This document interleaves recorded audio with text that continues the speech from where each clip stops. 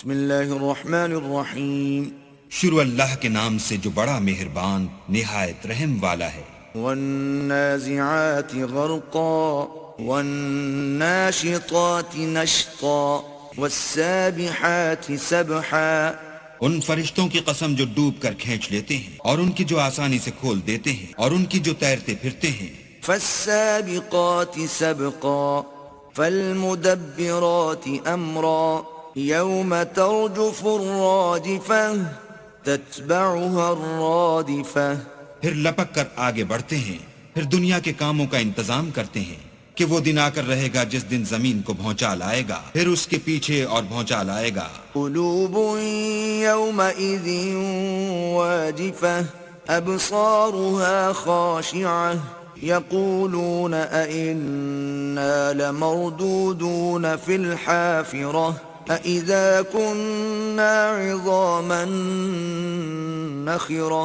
اس دن لوگوں کے دل خائف ہو رہے ہوں گے اور آنکھیں جھکی ہوئی۔ کافر کہتے ہیں کیا ہم الٹے پاؤں پھر لوٹیں گے؟ بھلا جب ہم کھوکھلی ہڈیاں ہو جائیں گے تو پھر زندہ کیے جائیں گے۔ قالوا تلك اذا كرة خاسرة فإنما هي زجرة واحدة فإذا هم بالساهرة هل أتاك حديث موسى۔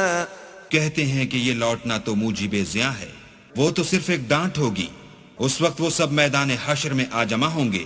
بھلا تم کو موسیٰ کی حکایت پہنچی ہے؟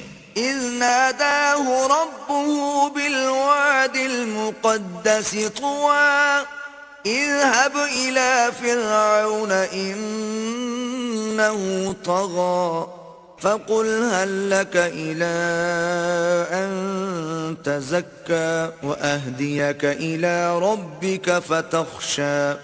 جب ان کے پروردگار نے ان کو پاک میدان یعنی طویٰ میں پکارا اور حکم دیا کہ فرعون کے پاس جاؤ، وہ سرکش ہو رہا ہے، اور اس سے کہو کیا تو چاہتا ہے کہ پاک ہو جائے اور میں تجھے تیرے پروردگار کا رستہ بتاؤں تاکہ تجھ کو خوف پیدا ہو۔ فأراه الآية الكبرى فكذب وعصى ثم أدبر يسعى فحشر فنادى۔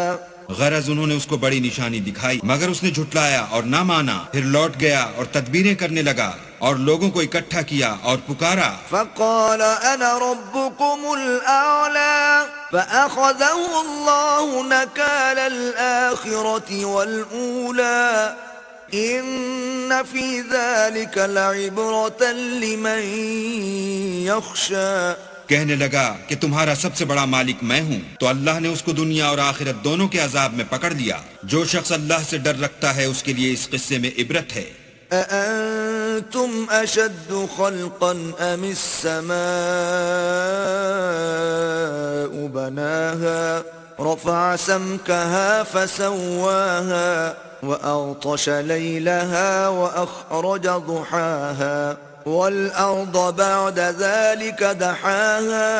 بھلا تمہارا بنانا مشکل ہے یا آسمان کا؟ اسی نے اس کو بنایا، اس کی چھت کو اونچا کیا، پھر اسے برابر کر دیا، اور اسی نے رات تاریک بنائی اور دن کو دھوپ نکالی، اور اس کے بعد زمین کو پھیلا دیا۔ أخرج منها ماءها ومرعاها والجبال أرساها متاعا لكم ولأنعامكم فإذا جاءت الطامة الكبرى۔ اسی نے اس میں سے اس کا پانی نکالا اور چارہ اگایا اور اس پر پہاڑوں کا بوجھ رکھ دیا۔ یہ سب کچھ تمہارے اور تمہارے چار پایوں کے فائدے کے لیے کیا۔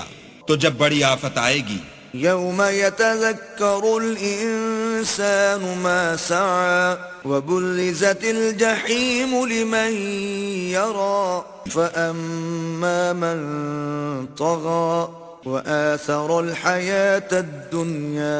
اس دن انسان اپنے کاموں کو یاد کرے گا اور دوزخ دیکھنے والے کے سامنے نکال کر رکھ دی جائے گی۔ تو جس نے سرکشی کی اور دنیا کی زندگی کو مقدم سمجھا، فإن الجحيم هي المأوى وأما من خاف مقام ربه ونهى النفس عن الهوى فإن الجنة الجنة هي المأوى يسألونك عن الساعة أيان مرساها اس کا ٹھکانہ دوزخ ہے، اور جو اپنے پروردگار کے سامنے کھڑے ہونے سے ڈرتا اور جی کو خواہشوں سے روکتا رہا اس کا ٹھکانہ بہشت ہے۔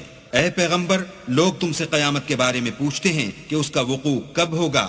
فيم أنت من ذكراها إلى ربك منتهاها إنما أنت منذر من يخشاها كأنهم يوم يرونها لم يلبثوا إلا عشية أو ضحاها۔